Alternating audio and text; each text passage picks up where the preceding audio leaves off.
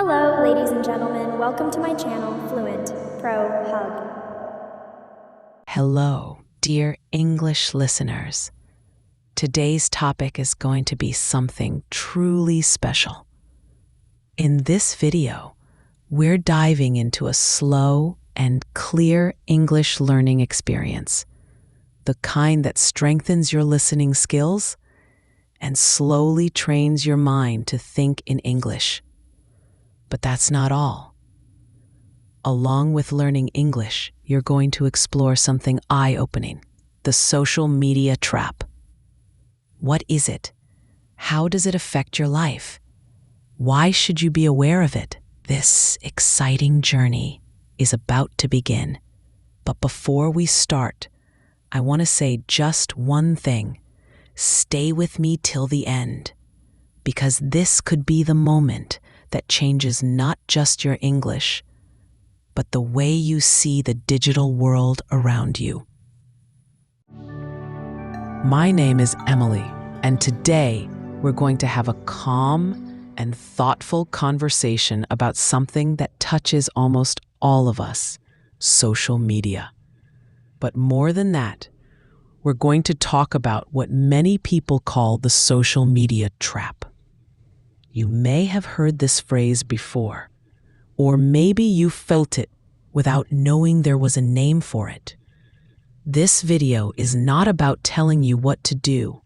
It's not about judging how much time you spend online.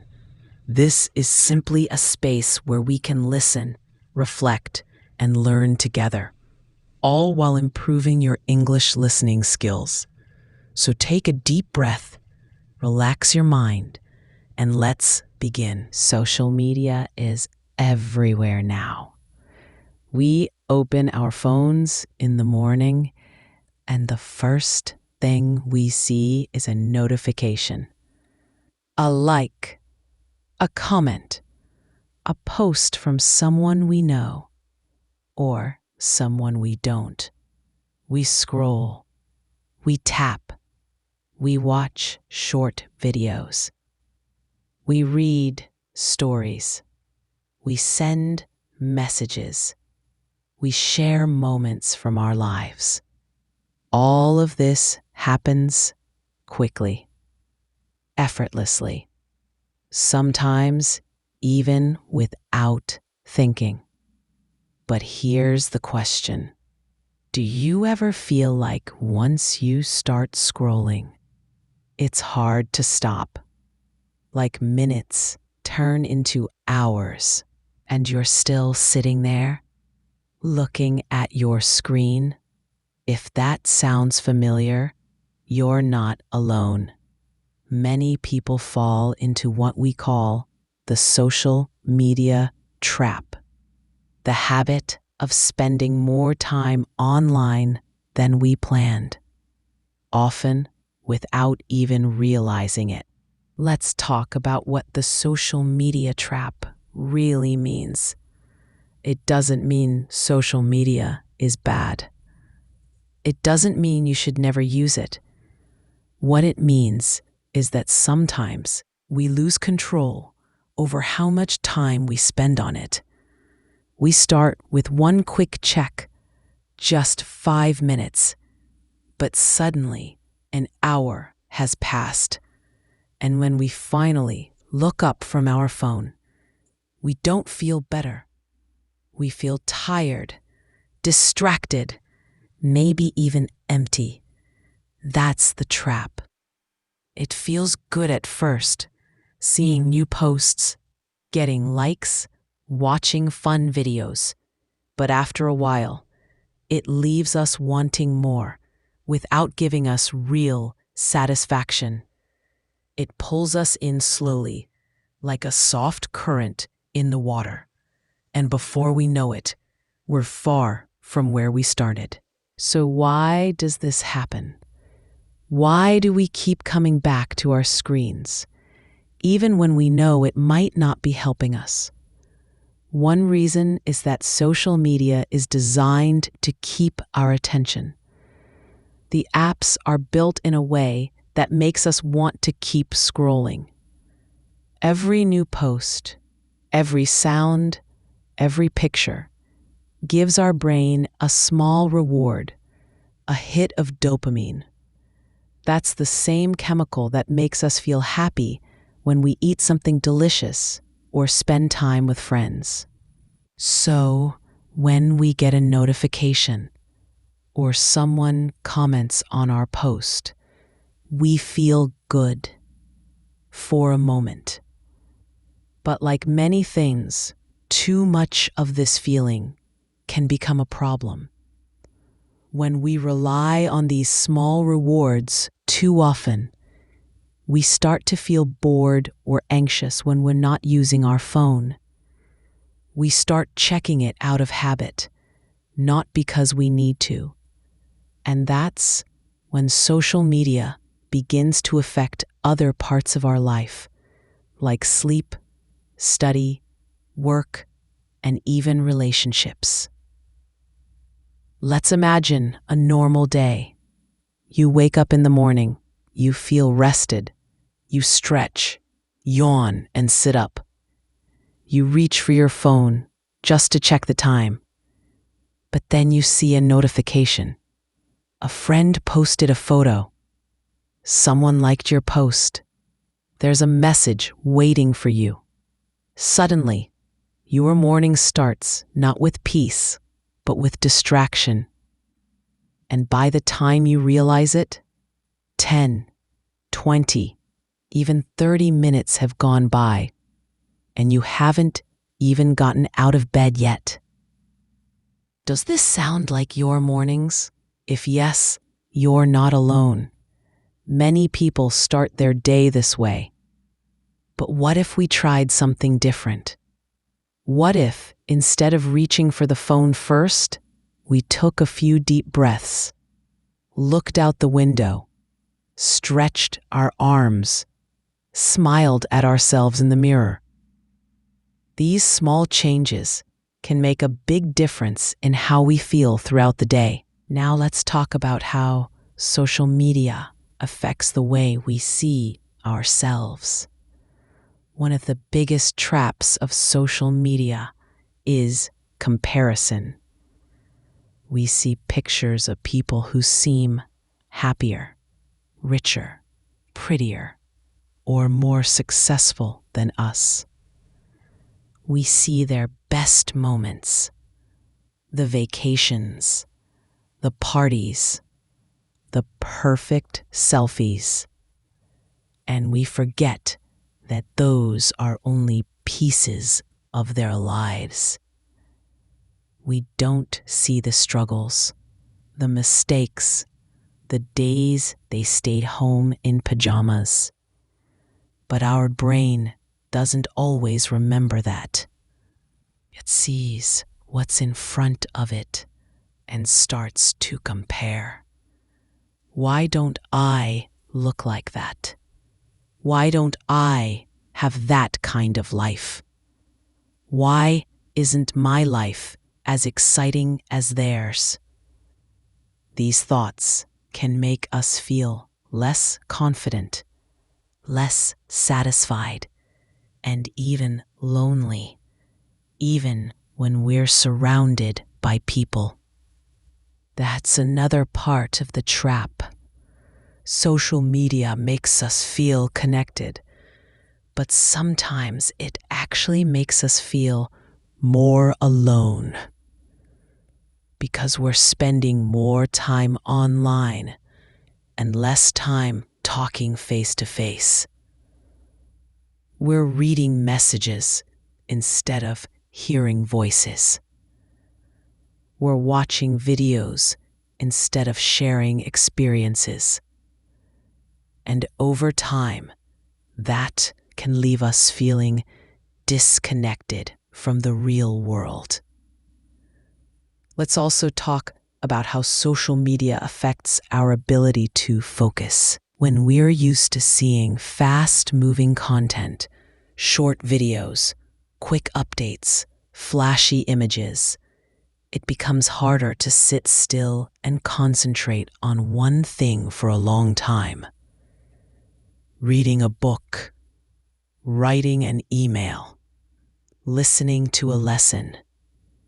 These activities require patience and focus, two things that can weaken when we spend too much time online.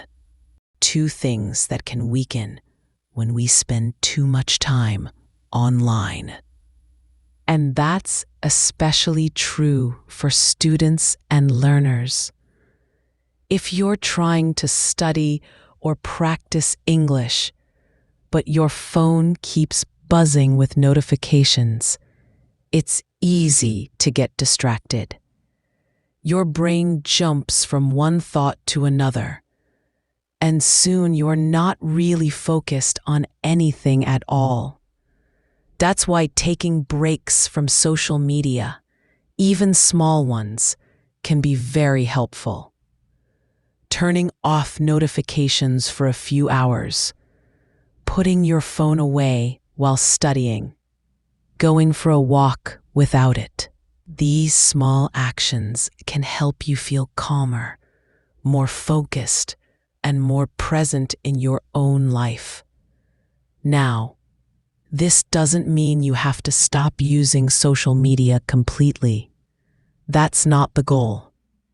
The goal is to use it with awareness, to know when it's helping you and when it's holding you back, to understand that you are in control of your time, your habits, and your happiness. So how can you start breaking free from the social media trap? Start by noticing your habits. When do you pick up your phone most often? Is it during meals, while studying, right after waking up, before sleeping? Once you know your patterns, you can start making small changes. Try setting limits. Many phones now have features that show how much time you spend on each app. You might be surprised. If you find yourself spending more time than you'd like, try setting a daily limit, or choose specific times of the day when you'll check your apps and stick to them. Another idea is to replace screen time with real-life activities. Instead of scrolling through your feed, try reading a book, talking to a friend, taking a walk, cooking something new, doing something creative. These small choices can bring more joy and balance to your day. You can also follow accounts that inspire you, not just entertain you. Follow pages that teach you something, make you laugh in a healthy way, or remind you of what matters most. Avoid accounts that make you feel bad about yourself or push you toward unhealthy comparisons. Most importantly, give yourself permission to disconnect. It's okay to take a break. It's okay to not reply to every message right away. It's okay to not know what's happening online every minute of the day. In fact, it's more than okay. It's necessary for your well-being. Remember, you are more than your screen time. You are more than your followers. You are more than the number of likes you get. You are a person with thoughts, feelings, dreams, and goals. And no amount of time spent online can change that. So, today, I encourage you to think about your relationship with social media. Not to judge yourself, but to understand it better. To ask yourself, is it helping me grow? Is it bringing me joy? Is it giving me energy or taking it away? If you feel like you've been stuck in the trap, don't worry. You're not the only one. And the good news is, you can start making changes today. Small steps, gentle choices, one moment at a time. As we continue this listening session, I want you to stay relaxed. Keep breathing slowly. Let your mind stay calm. Just listen. No pressure. No rush. Allow the words to flow into your ears and settle in your mind. Because even while we're talking about the social media trap, you're doing something powerful right now. You're practicing your English listening skills. You're training your brain to follow spoken English at a natural pace. You're building your confidence, and that's worth celebrating. Let's keep going now. Let's talk more about how we can live a balanced life, one where technology helps us rather than controls us. Imagine a life where you use your phone when you want to, not because you feel like you have to. Imagine being able to put your phone down and enjoy the moment around you. Imagine having more time for the things that truly matter: your studies, your hobbies, your family, your health, and your peace of mind. That life is possible. And it starts with awareness, with small choices, with moments like this where you choose to listen, to learn, and to grow. Thank you for staying with me until the end of this long listening session. I know it took time and focus, and that shows how serious you are about improving your English. Every word you heard today helped your brain get more comfortable with spoken English. You're building something big, even if it doesn't feel like it yet. Learning a language is like planting a seed.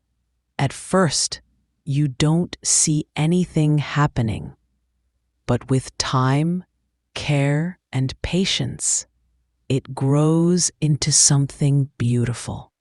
That's exactly what's happening with your English. So be proud of yourself. Don't stop here. Come back tomorrow. Listen again. Repeat. Learn new words. Speak softly to yourself. Build your confidence step by step. I believe in you, and I'm here to help you every step of the way. Until next time, take care of yourself, keep practicing, and remember, slow progress is still progress. See you soon. Goodbye for now.